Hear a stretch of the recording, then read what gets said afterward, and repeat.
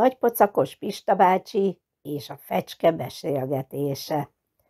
Nagypocakos Pista bácsi volt az a bácsi, aki traktorozott, mert a faluban, ahol ő lakott, nem mindenkinek volt traktorja. Ezért az emberek oda mentek hozzá: Pista bácsi, legyen szíves, jöjjön, szántsa fel a földünket, meg kézzel vesse el a földünkbe a magokat. Pista bácsi boldogan ment, boldogan csinálta a munkáját, de ez azzal járt, hogy Pista bácsi nagyon sokat ült a traktorba, és egyre nagyobb lett a pocia. Egyszer Pista bácsi ki akart szállni a traktorból, hű, és a pocia előre húzta.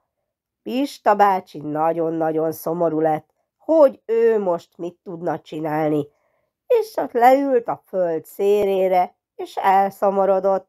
De közben ott volt a fecske, aki látta, hogy Pista bácsi szántja a földet, ő kukacokat, bogarakat, magvakat gyűjtögetett.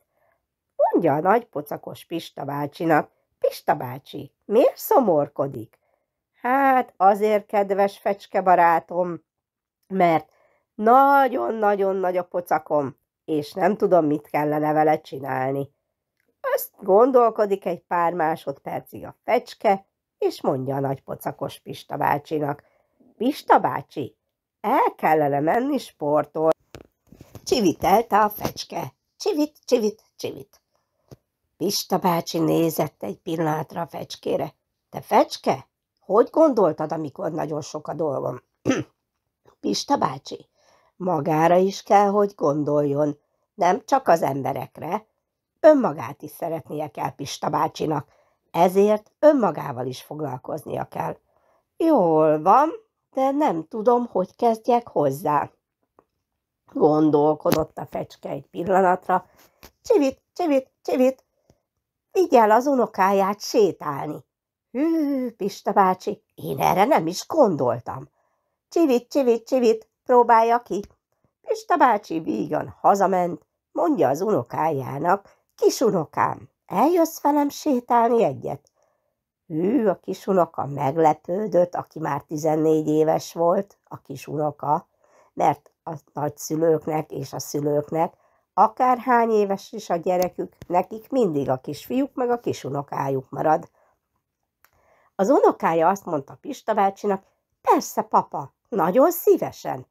Elmentek, sétáltak az utca végéig, mert hát Pista bácsi nem volt hozzászokva a sétához, eddig sikerült. Nem baj, mondta neki az unokája, semmi baj, papa, majd megyünk legközelebb is. Másnap, harmadnap, negyednap is sétáltak, egyre messzebb és messzebb sikerült a séta. Egyszer csak kitalálta az unoka: Nagypapa, mi lenne, ha nem a faluban sétálnánk, elmennénk az erdő fele sétálni? Hát, gondolkodott Pista bácsi, biztos jó ötlet ez, de az olyan messze van. Nagypapa, minél messzebb van, minél nagyobb távot teszel meg, annál jobb. Jól van, kisunokám, menjünk. Elmentek az erdő felé. Pista bácsi már nagyon élvezte a dolgot, nagyokat kacagott, és képzeljétek, észre sem vette, hogy milyen sokat sétált már, nagyon sokat. Bementek az erdőbe, a sok látnivalót észre sem vette Pista bácsi, hogy ő már 5 kilométert sétált. Látott sok őzikét, látott sok nyuszit, látott sok borzat, rókát, mókust, és sok-sok-sok állatot, akik az erdőben élnek. Vidáman kacagott az unokájával Pista bácsi, és képzeljétek, Pista bácsi észre sem vette, lement a pocosa. Már nem nagypocakú Pista bácsi volt, már csak Pista bácsi, aki szántja a földet.